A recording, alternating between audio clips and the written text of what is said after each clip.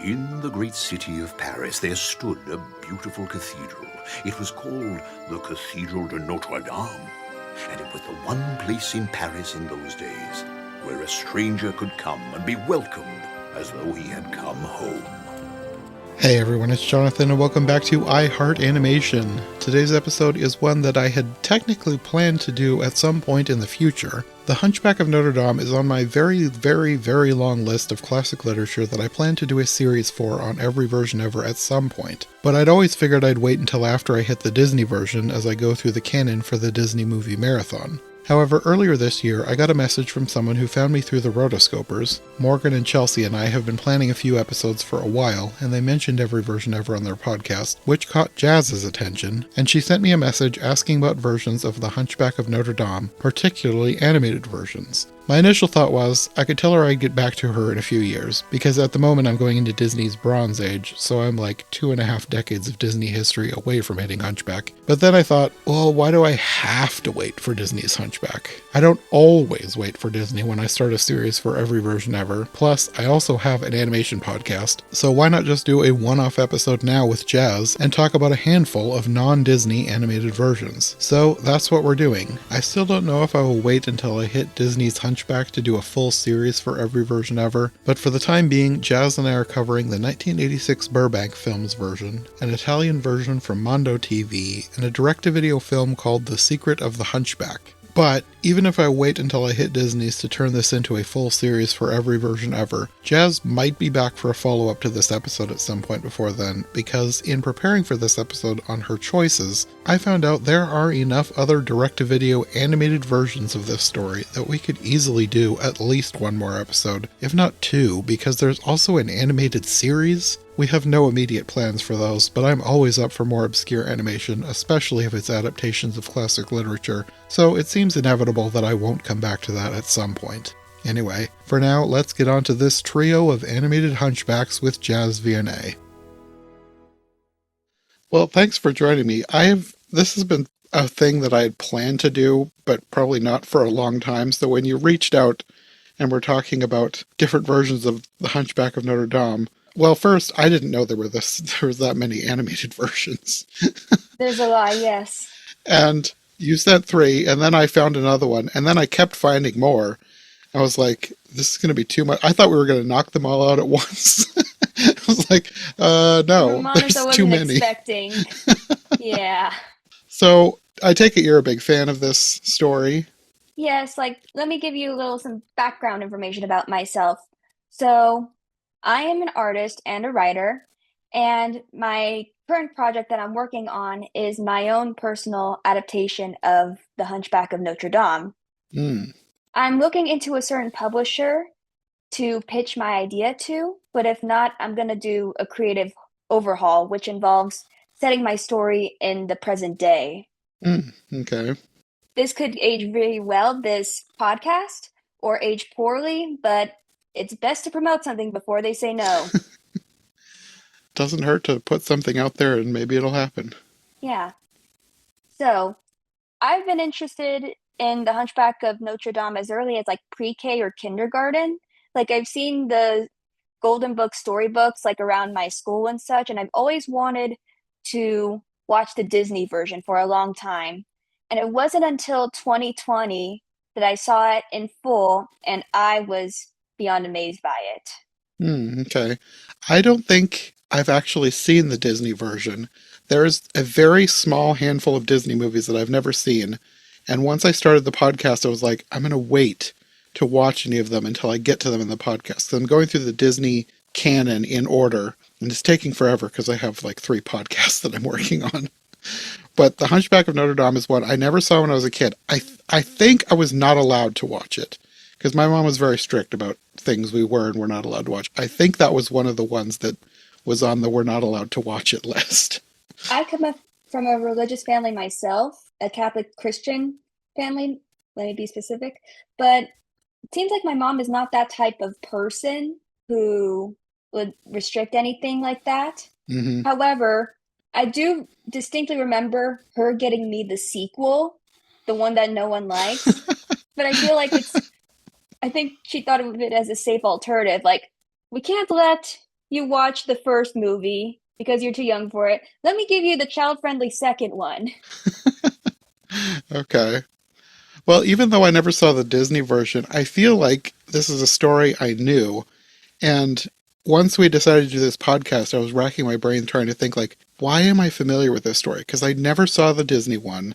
And, like, that's the big one that everyone knows about. And I wouldn't have seen any of the old versions from, I don't know, 50s or earlier. None of the silent versions or whatever. Like I have, as part of my research, like I started, the idea for my novel was conceived like back in 2024, so I decided to do some research, Hmm. but I couldn't necessarily go to Notre Dame. Like I did go to Paris for a few Mm. days, but that was before Notre Dame reopened, so I couldn't really see it from the inside. Oh, that would be So cool. it would have been amazing, yes. But my form of research was like going through like all of these adaptations. Like I basically watched most of them by now. There may be a couple that I haven't seen or I'm not aware of, but Okay. Well, when I was trying to figure out why I knew this story, I suddenly remembered I had like a vision of a little dog with a hunchback, and I was like, wait, did Wishbone do Hunchback of Notre Dame? So I looked it up. Yes, he did. Wishbone did Hunchback of Notre Dame. That's why I knew this story so well. So I found that episode and I watched it too. I was like, I could almost recite this. I remember I watched this so many times. I could almost recite the Wishbone episode word for word as I was watching. I was like, I can't believe I forgot about this. But that's why I know the story of the Hunchback of Notre Dame. Not the Disney version, but the Wishbone version. I don't think I've ever heard of or watched Wishbone, but Really? Oh, I'm you sure it should. must have been very good. It's a very shortened version, especially now having watched the three versions that you recommended to me. It is a very shortened version of the story. But I mean, I was obsessed with Wishbone, so I'm biased, but I think it's really good. Even SpongeBob did their own version of Hunchback, and that was like 15 minutes. That could be an interesting podcast, trying to find a bunch of spoofs or short takes from different kids' media. They didn't even like adapt Hunchback, like they just basically had some nods. Like Mm. there's a snail named Esmeralda. SpongeBob like eat consumes some sand, so he almost develops like a hunchback. And then the main title of the episode was Sanctuary because he's adopting all these snails and taking them into his house. Okay. I haven't seen SpongeBob forever. I don't think I've seen that episode.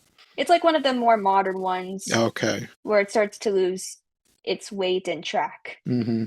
I probably haven't like sat down to watch SpongeBob since the early 2000s, like maybe 2005. So it's been a while. Yeah, I stopped watching like around like late 2010s, early Mm. 2020s. So what is it about these three that drew you in so much? That's a very tough question. Like, honestly, these are the most random. They're However, very random. I gravitate to the first one, The Secret of the Hunchback, specifically because it's from an animation studio called UAV Entertainment, and they did an Anastasia knockoff film called The Secret of Anastasia, and that was like one of my guilty pleasure films. Like, I have a couple of knockoff films that I consider like my guilty pleasure movies, but this one, The Secret of the Hunchback, also became that. Like, it joined the lineup, and I would like always watch it like every once in a while whenever I want.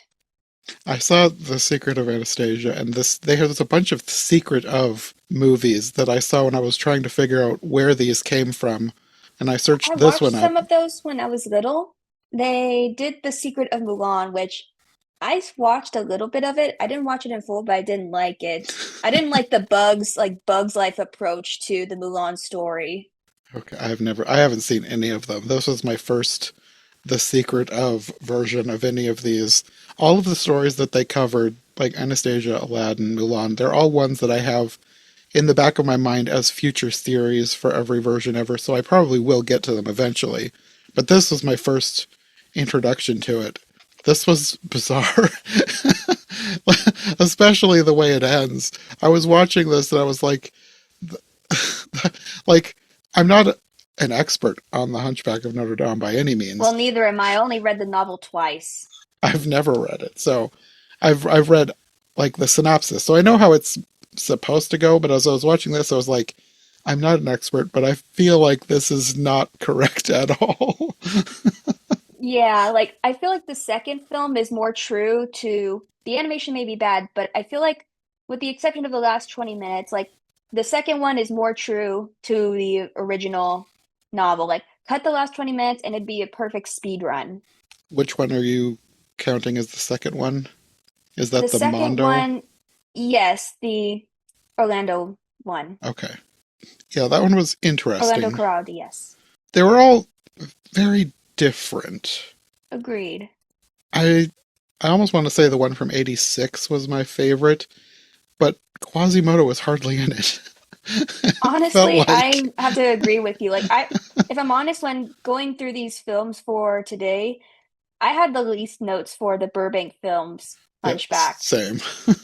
Yeah, like the one thing that stands out to that for that film, which I liked, was the animation and the voice acting. Like it's so simple yet mature. hmm It was actually the only one that like credited anyone because like I was looking up credits trying to find who There's was in none. it, and there was none. Like I found the IMDb page for The Secret of the Hunchback, and Clive Revel was credited as Frollo, but he was the only person I recognized, and they only had like three people on there, and there was no credits on the movie itself for who was in it. Yeah, So, I could have sworn I recognized Esmeralda's voice for that one. She almost sounds a little bit like the voice actress for Golden Films Anastasia, like their Anna, but I don't there's no way for me to prove that. hmm, okay. I don't remember if I don't think she was on the IMDb page. There was only a very small handful of people. I don't think she was one of them. Yeah, Yeah, some of like the voices I'm did sure sound familiar, but I was never sure if I actually knew them or not. I did see that the soundtrack, the limited soundtrack for the first film was available on YouTube. And to be fair, I didn't look up to see like if any of the actors' names were on there. Heck, I don't even know if they did truly did the singing. They did like a singing actors thing. Hmm. Okay. One of the weird things about The Secret of the Hunchback was it was full of like odd little anachronisms. Like the doctor has a stethoscope, but I'm pretty sure that the story is supposed to take place in the 1400s, and stethoscopes Yeah, weren't invented till the 1800s. it makes sense for the gargoyles because they're supposed to be magical, but for that, yeah, it makes no Yeah, the sense. gargoyles sang the blues. It was so random. Yeah. R.I.P. Mark the Gargoyle. You would have loved Sinners. Verbatim, that's what I put for my letterbox for that film. That is that's one of the things I love about Letterboxd is finding weird little one-liner reviews. That is a perfect weird little one-liner review of My this. letterbox is a mix between true criticism and these one-liners. Well, we can start with The Secret of the Hunchback. That was Yeah. probably, I want to say it's my least favorite, but it was also the most entertaining, so I don't know if I could truly say it's my least favorite. Either way, I'm gonna spoil this for you. I rate all of these three versions 3.5 stars. Okay. They have their strengths and they have their weaknesses, but maybe this one is my number one Okay. because it's the most entertaining. Then again, it's the only one to be a musical. Yeah. My only true gripe is that they didn't let Quasimodo sing. No, they didn't, did they? No. Yes, they let him have screen time, like much more screen time, but they don't even give him like one small number. Like we don't even know like if he sings well or bad. What did you think of the music in these? I felt like they were really leaning into some Disney influences. They were. There's even some Disney references scattered like from other films outs Uh-huh. beside Hunchback. Esmeralda really seemed like a bargain bin belle to me, Yeah. but also she sang Funny you Once Upon mention a that. Dream. Yeah. Honestly, I consider the Esmeralda from the second Hunchback to be more of a Belle knockoff. And usually, like for Esmeralda, like the reason why she's given the name is either from her emerald eyes or an emerald necklace. But no, she doesn't have any of that. all she has are like pink irises, which makes me think that she's got like a shimmer injection from Arcane. The pink eyes was an odd choice. As I was It watching, I was a was like, is questionable this choice. an animation error? But then it stayed. So it wasn't an error. They really wanted her eyes to be pink for some reason. It kind of gives me like Sleeping Beauty vibes in the sense like Aurora's eyes were like purple-ish for the whole film when they're really blue in Hmm. modern versions of her. Hmm. Okay. Not sure if it's intentional or not, but that's how I took it. Another really weird touch was that Frollo was a sheriff instead of a priest. Yeah. If I'm honest, like I know sheriffs was like a common like role in society, like the Sheriff of Nottingham and Robin Hood. But Mm-hmm. every time I hear the word sheriff, I think my mind goes straight to Western. Oh, okay. My mind, I mean, I usually probably would, but for this one, my mind went to Sheriff of Nottingham. But also, I thought he looked like Gaston from Beauty and the Beast. I've heard some people say that he looked more like Jafar, like facial features wise. I So he's suppose more I like could a see that. Gaston or a Gaspar. Sounds French either way. I mean, there's so many things in this version that it felt like they were pulling from other movies. It wouldn't be surprised if they just took a little bit of Gaston and a little bit of Jafar, a little bit of Yeah. the Sheriff of Nottingham. Like there's a part near the end where Frollo basically quotes Scar. He's like, I'm surrounded by idiots, referring to the troubadours. In this version, he had a little sidekick. If Is I'm the honest, I didn't get his sidekick? name, I didn't either. but he was a LeFou type Yeah. of a character. I don't remember ever seeing a sidekick before. I'm assuming he's unique to this version. Yeah, it seems like Frollo is like a one man Yeah. type of situation. We don't really see Frollo with anyone else besides the Archbishop in the third one. But even then, like he wasn't a bad guy. Like he was just like checking on Frollo to see like what he's doing. Hmm. One random thing in The Secret of the Hunchback that made me laugh. Like a lot of it was just like not too hilarious or anything, but for whatever reason, the one thing that got me was towards the end when Esmeralda and Pierre are trying to sneak into the church and she says, Is it the "Where Protestant joke? Yes, where would we find the Archdeacon? Don't look at me, I'm a Protestant."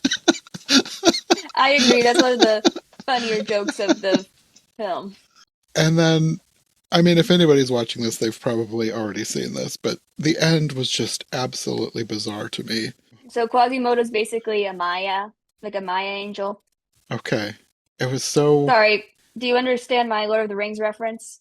no. So Is it from one of the books, like the deeper lore books? I haven't read any of yeah, those. so Quasimodo is basically a Maya angel, much like Gandalf. Like that's how I'm interpreting him specifically. Like he's able to live his life on Earth, like as a human and such, but then he dies and then he comes back as this angel, much like Gandalf. Like he dies in the first book, then comes back as Gandalf the White. Okay. Yeah, it just seemed like it came out of nowhere. Although after it happened, I was like, they had that weird long book when he got lashed, and they talked about like he'd been cut They to the cut him to the bone, pulp. No, and it's then it not a was like bone. not bone, and then they didn't say what it was, and I was like, what? What? Yeah, I sometimes wonder if the Archdeacon and Brother Labas like figured it out, Quasi's identity like then, because they also mentioned the love of heaven and whatnot. It made me think like, oh, if only people see how you were, then they will see the love of heaven too. I mean, it's good that they had that plan from the beginning. It just seemed to Yeah, come out down to of the nowhere. healing powers. Yes, that also confused me. I was like, wait, is Quasimodo magic? I don't understand. I didn't remember anything about Quasimodo being magic. I guess not. It's just No, this version. no, actually, there is this Fox cartoon series like in the 90s or so called Quasimodo, and it's basically about him and Esmeralda going all these adventures in Paris, and he does have parents in this film like who are alchemists, so they dabble into like Huh. magic and such, and Interesting. that's probably like the other one besides this one, where Quasimodo knows magic. Okay.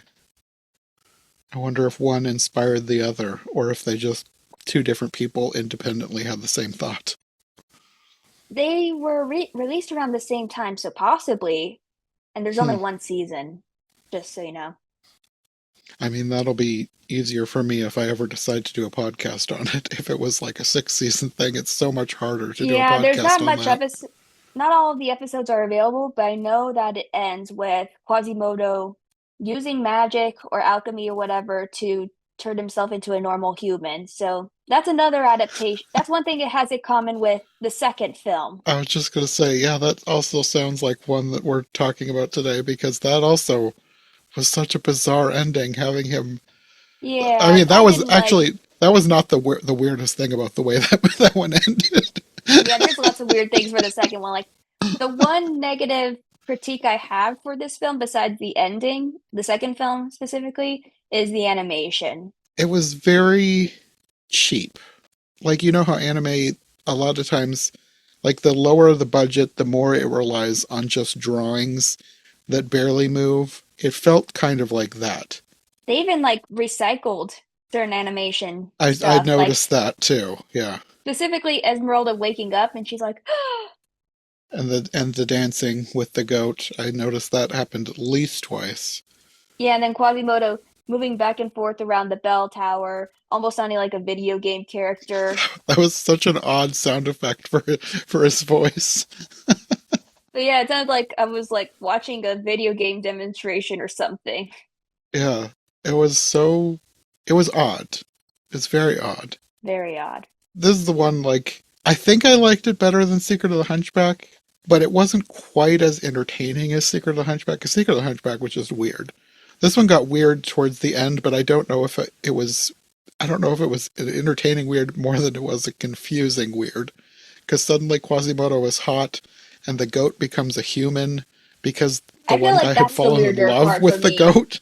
So they were like, now she's human, But so that you does can be happen in together. the book, though. Like Pierre falls for Djali, and when given the choice between saving Djali and Esmeralda, he chooses Djali. Really?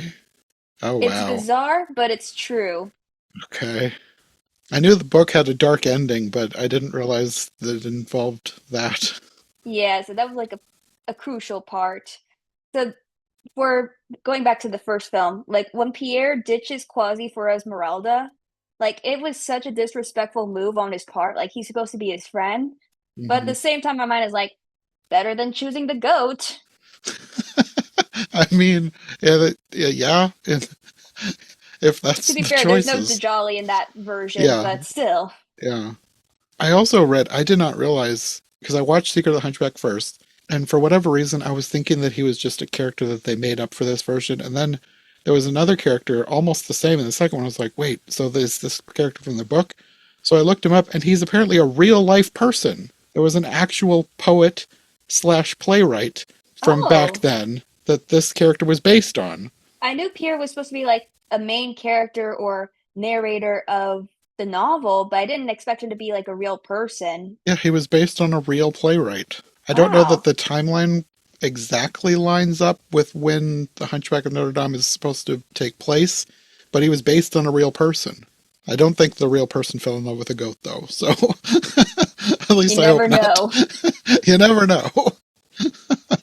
If only I knew his last name so I could look him up for research purposes. I found it on Wikipedia, so if you look on Wikipedia and like go to the Hunchback of Notre Dame page and find Pierre, there should be a clickable link to the real person. Okay. But yeah, so I think The Secret of the Hunchback is the only one of the three where it doesn't feature Phoebus. So we have Pierre as Esmeralda's main love interest instead. Okay. Yeah, Phoebus, I remembered the character of Phoebus. I might have read it. When I was a kid, I might have read like a book adaptation of the Disney version, so I remembered Phoebus. And that's why when I watched Secret of the Hunchback, I felt like Pierre was somebody they made up because I only knew the name Phoebus. Yeah, so like they switch him out, varying on the adaptation. Hmm. And may I remind you that Phoebus is supposed to be an adulterer in the novel. That sort of happened in this one, although it was fiance, I believe. Yeah, Fleur de Lis. Yeah, for whatever reason, I was thinking he was a good guy, but I'm assuming not. He's supposed to look like that exterior. Like, he's Okay. supposed to look like that on the outside, but on the inside, he's going to Okay, be like so a it's jerk. like an opposite thing with him and Quasimodo. Yeah. I didn't necessarily like how they handled the love triangle in the third film because it feels like so unresolved. Like they barely give Pierre time with Esmeralda, like not enough for either of them to fall genuine in Hmm. love for each other. So like when Phoebus like comes back, like they don't even show Fleur de Lis in the third one either. So it just seemed like he disappeared, then came back without an explanation. And so like who's Esmeralda supposed to be with now? Like that's like my main question at the end of the third one. It just kind of abruptly ended. It felt like Yeah, the movie just I didn't like stopped. that. And then Quasimodo, meanwhile, like I think the second one is the only one where he has like genuine feelings for Esmeralda. Like he does have a confirmed crush on her. Meanwhile, like the first one, he's a literal wingman in the sense like he sees Esmeralda, is taken by her, like immediately smitten by her, thinks she's the most beautiful girl in the world. But then, like, he reveals himself, she gets scared, not necessarily despising him like she did in the novel at first, but just startled by him. And then when he talks to Pierre later that day, he's like, well, I blew my chances with Esmeralda, but I'll make sure you get yours. And then the third one, I basically discussed like I think for the third one, Quasimodo only sees Esmeralda like as a genuine friend, not someone he wants to be with. So Hmm. that's how I see the situation for that film. With the second one, obviously I'm not familiar enough with the original story. Is Frollo supposed to be kind of good in the second one? Because he felt like he kind of went back and forth. Like he said some And awful things, but it also sounded like towards the end it was being redeemed. yeah, I didn't like that for the second film. Like Frollo, he's supposed to be. He starts in the novel. He starts off as this good guy, but then he slowly devolves to being like a super bad person, where he's beyond redemption. Hmm. And I just don't like in the end, like how when everything comes together and when all is said and done, that Frollo is redeemed, and then he gets to marry Quasi and Esmeralda. Like I don't like this. Like, it's kind of messed up if you think about it. Yeah, Like, you nearly tried to kill us, and now you're marrying us? Make it make sense. it was odd. But there was a Also, lot I of don't odd things. necessarily know, like, how the heck was Frollo and Quasimodo supposed to survive that fall? I don't Like, know. they fall into the Seine, but we don't necessarily know how far it is from the bell tower. It's like the St. Louis Arch in The Lightning Thief, where Percy, like, he falls into the ocean, but the direction doesn't match the actual geography of the place. But yeah, makes no sense either. It's probably one of those things where they probably thought they only had a limited amount of time, A, to do the movie, and they were probably thinking, kids aren't going to think about this too hard. I always think when I find stuff like that and different things that I'm covering, it's like, I'm probably thinking about this more than the writers thought about it, and I probably just need to Yeah, this is relax. definitely not for adults. No, none of these were. I was looking up who made the second one, and it was by a company called Studio Mondo Sec. TV. I think there was multiple companies and animation houses working on it, which seems questionable since it was like the cheapest one. But from what I could tell, and I could be wrong, but it seemed like that this came from an Italian animated series, and they stitched three episodes together into a movie. Oh, Like the most of the other episodes that I found, the series was called Super Little Fanta Heroes. Like I guess that's an English translation. And it wasn't a very long series, but this is the only one that was based on a novel. The other ones were all like heroes and legends and Bible stories. yeah, I'm not too familiar with Italian animation Me specifically. neither. All I know I, is Winx Club. all of these, there wasn't a whole lot. Probably the most available information was the Burbank one as to who made it, and even that there's not a ton. but it was hard to find a lot of backstory about any of these. Probably because this is partly, maybe not the Italian one, but the other two had the feeling like they were part of that wave of movies in like the 90s where I think of them as like movies that they made to trick grandmas into buying them instead of the in the Funny Disney you version. mentioned that. I didn't really do much research for these films, but I did watch some video reviews from these other YouTubers. The first one is from Philan Porteous or Felis, and then there's Jesse Coder of Coder Lock Films. And for their video, Jesse said how they basically have a series of Disney knockoff films that they review, Hmm. and he explicitly said that for his their Secret of the Hunchback review, like Disney knockoff film to trick your grandparents into buying Hmm. or whatever. Yeah. I remember seeing them in the store and thinking that it was weird that they looked weird. Like when I was a little kid, I was thinking it was like a weird version of the Disney one. And then as I got older, I was thinking, did they just make these to trick grandparents into buying them? Probably, and it's probably cheaper too than going to regular movies then or Yeah. now. Yeah. When I saw them, they were like at the dollar store. So they were like $1 for a VHS. Yeah, and don't mean to go off topic for a different movie, but if I'm honest, I watched the Golden Films version of Anastasia before the Fox version.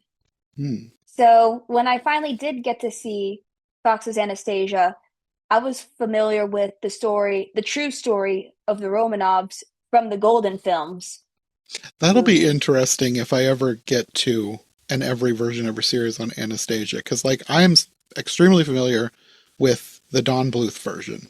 Because that was one I grew Yeah, up with. I loved that one.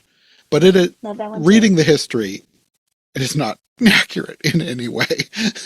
So it'll be No, like I feel interesting to like the find Golden out. Film, It'll be interesting to see how other people have adapted the story. yeah, the Golden Films version is most accurate to the history. They just exclude like the grandma subplot, and once again, like the second Hunchback, take out the last 10 or 20 minutes of the film and it would be accurate. But the ending for that film is just as random too. Yeah, when all Like that a stuff change started of happening, tone. it was like, what is happening here? This, again, I'm not an expert on the story, but this feels like they've just made this up. Yeah. So if you ever were to adapt every version ever of Anastasia, I volunteer. I'm willing to sign up for it. Yeah, I definitely do plan to do that someday.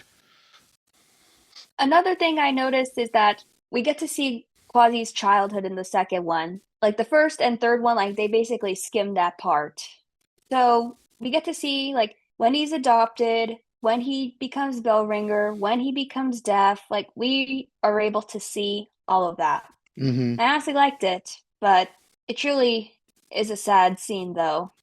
It, especially the second one, it felt like it was a lot more dark than I was expecting because I had just watched The Secret of the Hunchback, so I was just kind of figuring that these were all going to be like kind of upbeat kids films. And yes, they're kids films, but the Mm-mm, second one was not upbeat pretty much at all. not at all. It was also literally dark. Yeah, it Like was. there were several points, like several scenes in the film where the lighting looked so dark and like, is my brightness low? I Do I thought the same change? thing. I think it was probably cheap animation, and also I don't know, depending on where the rip that we watched came from, because it came from we watched it on YouTube. I don't know where the person on YouTube got it from. It could have just been a bad Yeah, copy. yeah. So there's like a total of 8 minutes of exposition, and that's okay with that. And also, going back to the first film, I feel like you didn't necessarily need the narration for the film. Like, even like Jesse said it on their review, that remove the narration and you will immediately understand, the viewer would immediately understand like what is going on between how Quasimodo entered Notre Dame. Hmm. There's been other movies like that where it feels like they're over explaining things. I also kind of felt like the second one did the same thing but in a different way because of all of the people in the crowds just talking over each other. It felt like they were over explaining things through the crowds. Yeah, like there was even a part in the third film where Frollo like is mad at Quasimodo for saving Esmeralda. And he's like, curse the boy that I adopted and whatnot. It was like, that's too much of an info dump coming from him. It always cracks me up when you can tell that they're trying to put exposition into some place where it does not naturally fit. Like, I could audibly tell that it did not fit. But going back to the crowds, I noticed like for the final climactic part, like the opening of Act 3, like it's clear that the animation studio couldn't afford to animate a mob. So they just Mhm. basically put some stills of them going into Notre Dame. It felt like watching a comic book, honestly. Yeah, it was one of those things where another thing that reminded me of anime, like when anime is running low on budget. Yeah, I don't necessarily watch anime. Like I've seen a few episodes of various shows, but I don't not watch too a ton of familiar. anime, but I've watched enough that I can pick up on different tropes and styles that different ones use. So, I honestly feel like the animation for not only it's rough, but I feel like the designs for the second one was too simple. Yeah. Well, honestly, all of them are simple in their own right, Hmm. but this one especially. Yeah, I feel the same way. It didn't have as much character as the first and third one. Like Esmeralda, like I did like the character design of her, but I did not like her dress. It was too plain and simple. Hmm. Then I find it funny how for the third film, even though it's 10 years before Disney's version came out, like Quasimodo was already in the same color scheme as his Disney counterpart. Like he had the red hair, he had the olive green tunic. Like it was almost perfect. Like it was a Disney knockoff without even trying or even knowing. I guess so. He did not have the same face though. I feel like of all of the ones Oh, of course not. of all the ones we're talking about today, I feel like I liked his face the least in the Burbank films one. Meanwhile, I like the first one because he looks like a cute potato. he, he does have potato-like qualities, doesn't he? Yeah, maybe because of the warts on his head, but like also like in terms of skin too, like it almost looks like a potato. Yeah, I didn't think of that, but you're right. But yeah, that's probably my favorite version of him. Like now the second one, however, like I feel like he looks more Roma in that one. Like he has like darker skin and darker hair, but I notice like how his face changes as he gets older. And honestly, I like adolescent Quasimodo.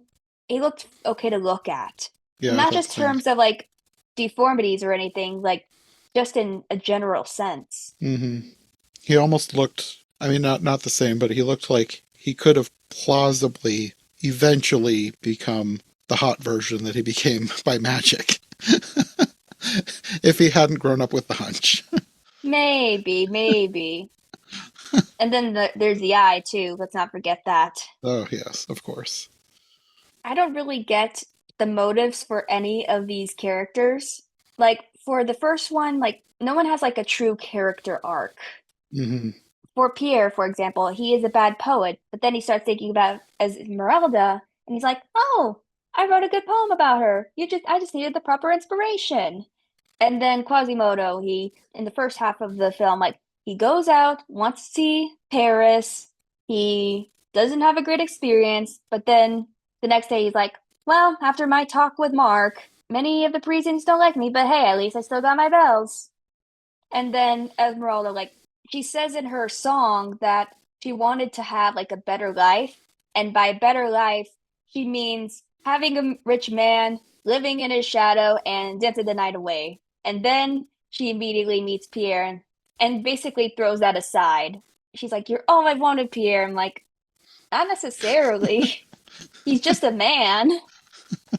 There was a bunch of, I mean, this is the same with a lot of these kind of cheap bargain bin movies where there's not a lot of character development. They're making the story and they know they have to hit the story beats, and the character isn't something that they're super concerned with usually. They just need to make sure they're getting the story in. And at least for the first one, I feel like they avoided most of the Romani subplot. Like Hmm. in the Disney one specifically, he Quasimodo has to save Esmeralda and her people from Frollo. Then in The Secret of the Hunchback, we don't see them. We don't even get like Copan. We just have this group that Esmeralda's a part of, and that's it. Hmm. And honestly, like the way Victor Hugo depicted the Roma, it's very harmful. It's a very harmful stereotype. So, as much as we don't get that subplot, I'm kind of glad that this film focused on one small group rather than the community as a whole. Yeah. And then, meanwhile, the Roma are part of the second and third films, but they don't necessarily have, well, they kind of do have a big role, like at least in the second one, like in terms of the third act, like they save Esmeralda, but she's unconscious, like she's in this weird trance or whatever, and we have to, in order to bring her back, we have to bring these three people together. Like, what type of witchcraft is this? I don't know. I was just confused by the end as a whole. I didn't really know what exactly was happening. That's why I thought that they were kind of making it up as they went. It did not feel natural to the story itself. I can confirm that the last 20 minutes were such. But yeah, in terms of the ending, like Quasimodo's ending, I didn't necessarily like it because it basically goes against his message. Like he's supposed to be a disabled character, like physically and mentally. And they think that the only way to solve your problems is to get rid of those disabilities completely. Hmm. And then they gave those same problems to the bad guys to punish Yeah, them, which is an odd message. it is an odd message indeed. Like they could have just at least healed his hearing and just brought him back to life. Like Hmm. that's the bare minimum that they could have done, but no, they went all the way. He has to be hot because that's the ultimate reward. There's this now the Golden Films version of Hunchback. Like I never watched it, but I just seen only the film reviews of it.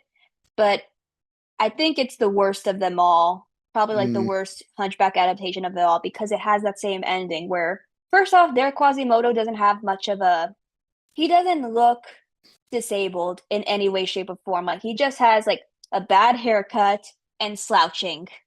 mm. And he doesn't have like much screen time either. And he turns completely handsome thanks to the power of love or whatever. And the way they portray that magic is like he just got a hair swoop, like he got a comb over and he's handsome again. But Yeah. yeah, I'm glad I didn't watch that.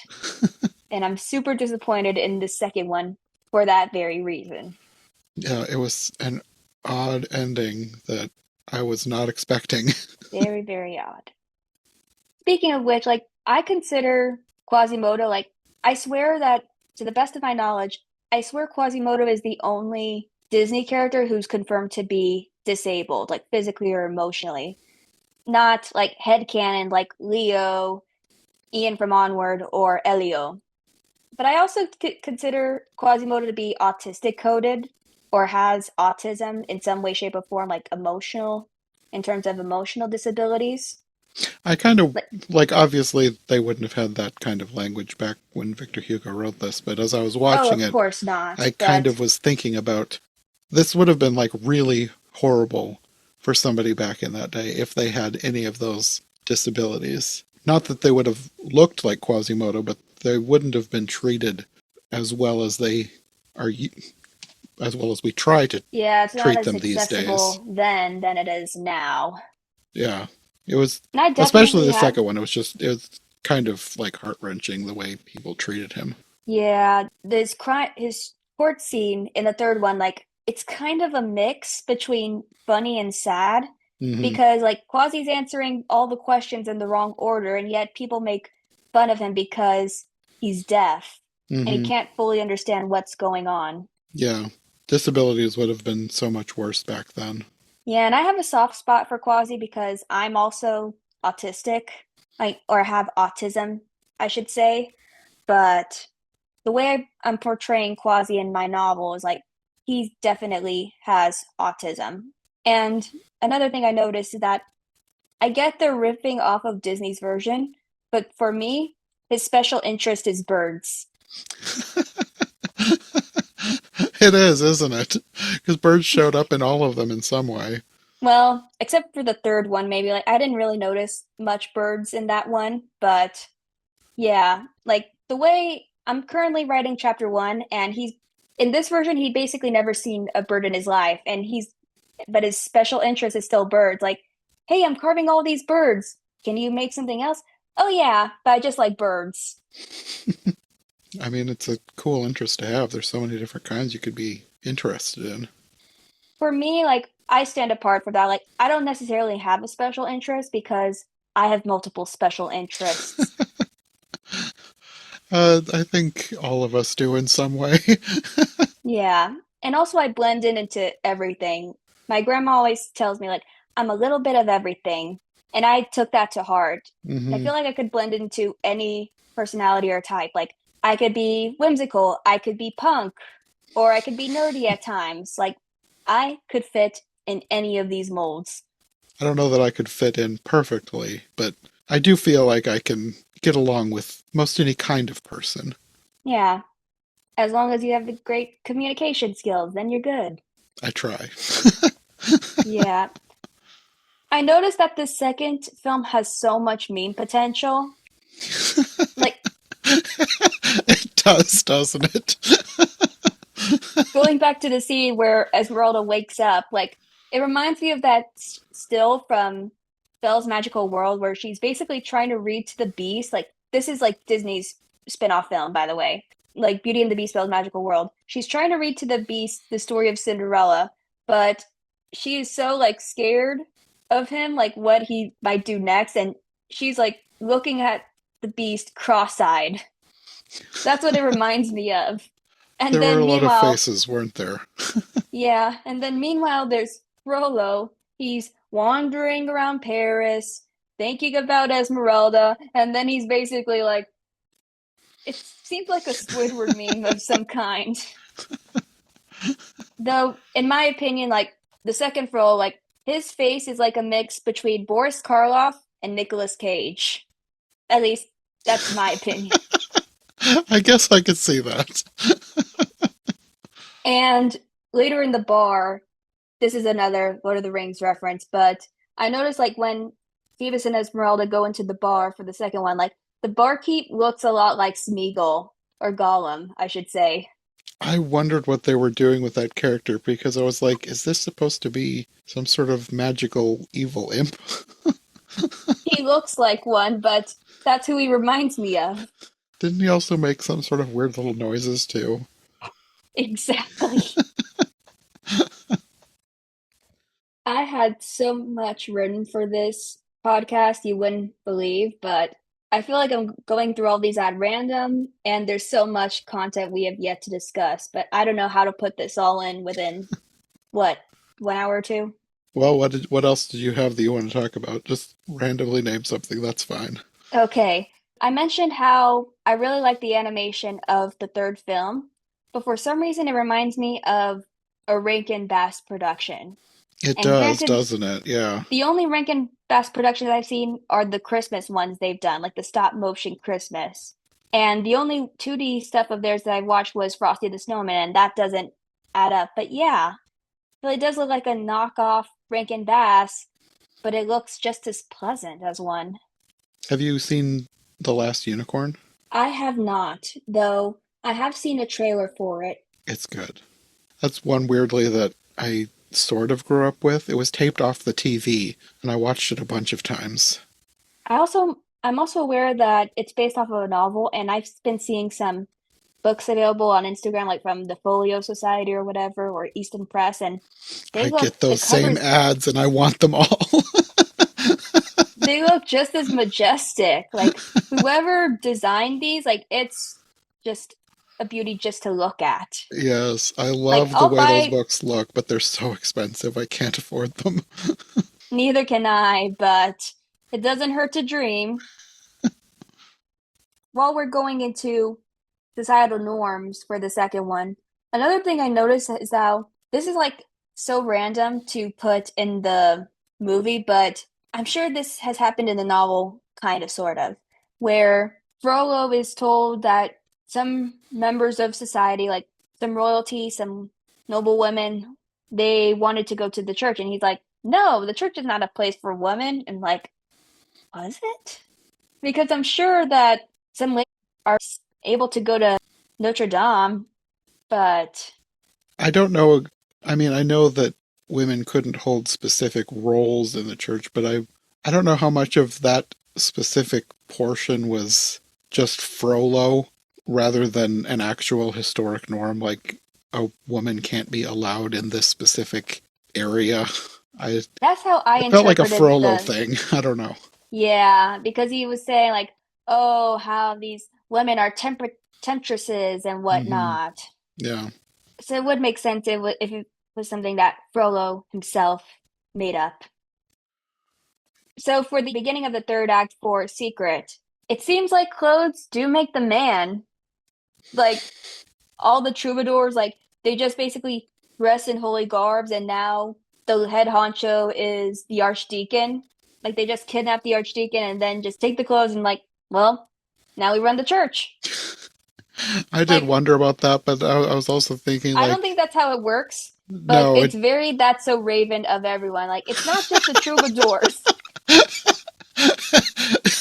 that's a very good comparison. because Raven could get into anything and no one would bat an eye by her disguise. The same applies to Quasi and his group because they infiltrate the wedding by dressing as monks and they just simply appear and say, "Hey, this is a sham." Yeah, I had kind of had the same thought with them trying to take over the roles in the church after kidnapping them. And part of me is like, I don't know Why didn't how. you think of this earlier? It's another one of those things where it's like, I don't know how much the writers are truly thinking about how plausible this is. Yeah. Basically, all of the remaining notes I had, like, they're just random comments. Like, for example, Pierre, the greatest Notre Dame detective, realizing that Esmeralda is not really in the fake show, and it's just Armando, the big Roma, cross-dressing as her. And it doesn't even look like a costume of Esmeralda. It looks like No, more Arabian. that was bizarre. Super bizarre. And then there was how was the flyer for the Dance of the Veils came up to the bell tower? Were the three people like were they just like making flyers and like they toss them out into the air like, well, let's hope this reaches Quasimodo. A very specific and powerful updraft. Yes. Like I get it's supposed to be winter, but still, I don't think they would have strong gusts of wind. Though, who knows? Then for the Archdeacon and Brother Labas. Like, first they worry about Quasimodo because like he's been gone all day for Fool's Day, and then once he comes back to the bell tower, they have this nice talk, and they just simply leave him outside in the bell tower. Like, you were worried about him, and now you're just leaving him to his own devices. I get it. Not all parents are perfect, but this is quite questionable. A quite questionable decision. And it seems like the relationship between Quasimodo and the Parisians, like it varies on each of the adaptations, but it seems like it wasn't as fleshed out as much for the first one, really.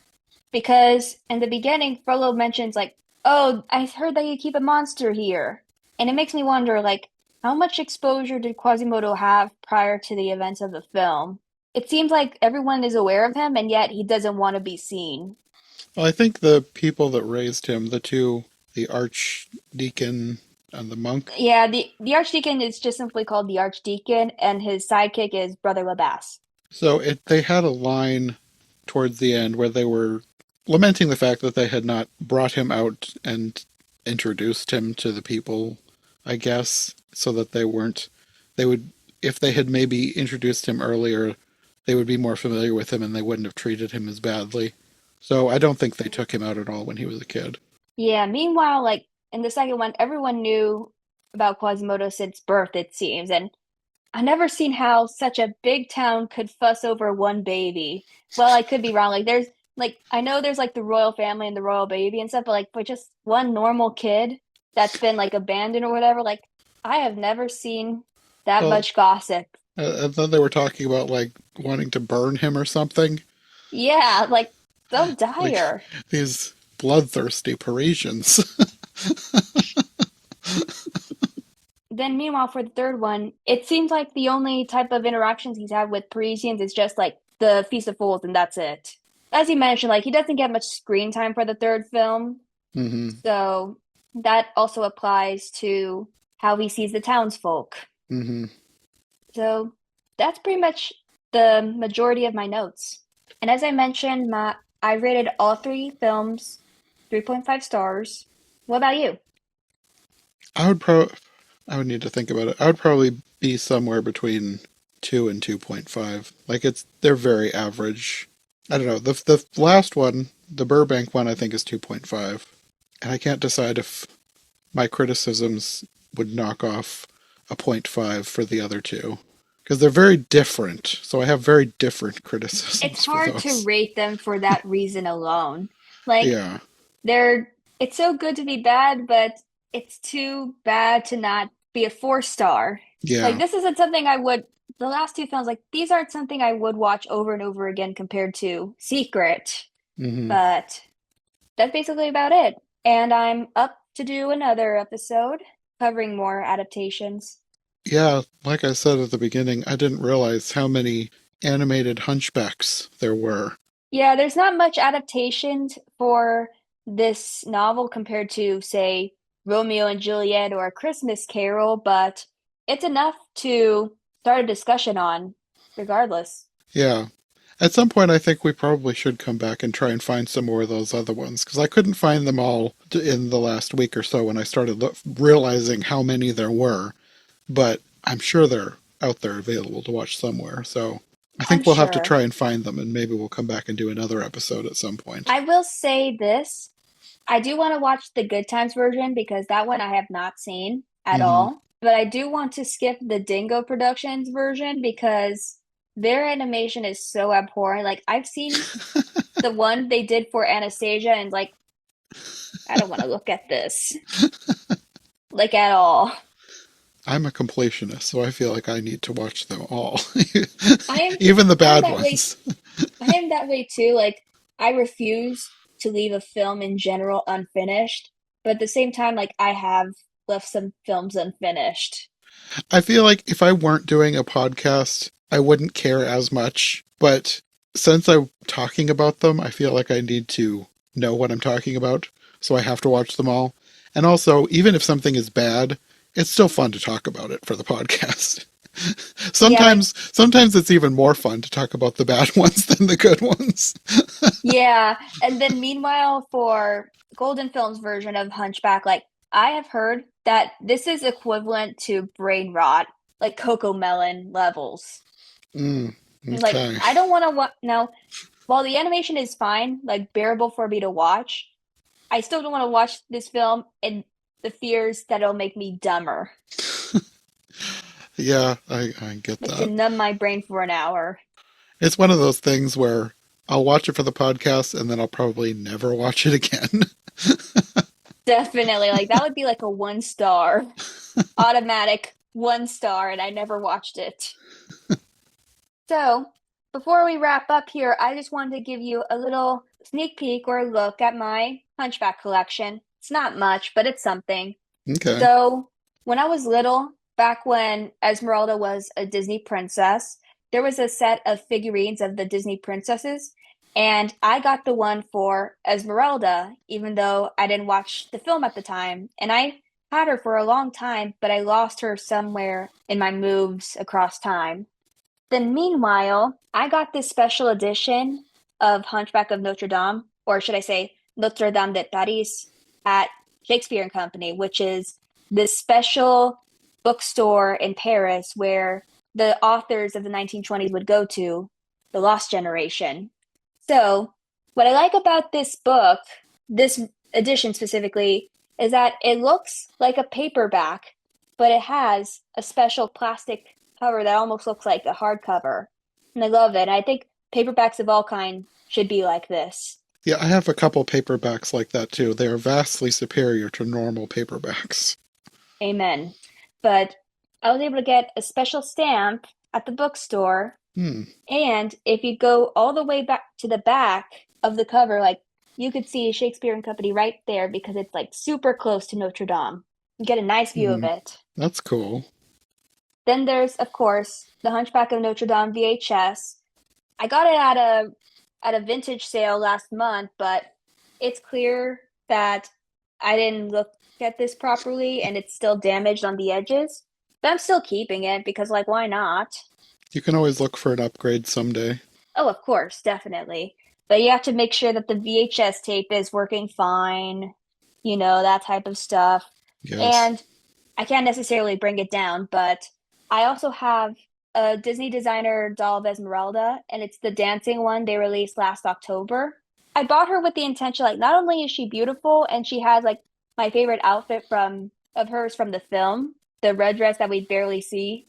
I got her with the intention, like, maybe she'll give me some inspiration because I'm having difficulty writing Esmeralda's arc for my novel, but so far I've got nothing.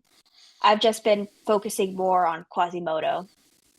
And then meanwhile, like closet-wise, I have these special spirit jerseys, like Disney spirit jerseys, and for this one, if you could see properly, Quasimodo is like represented at the very right side, and then there's this special Disney princess or heroine one, and Esmeralda is represented like right next to Mirabelle, also on the right side.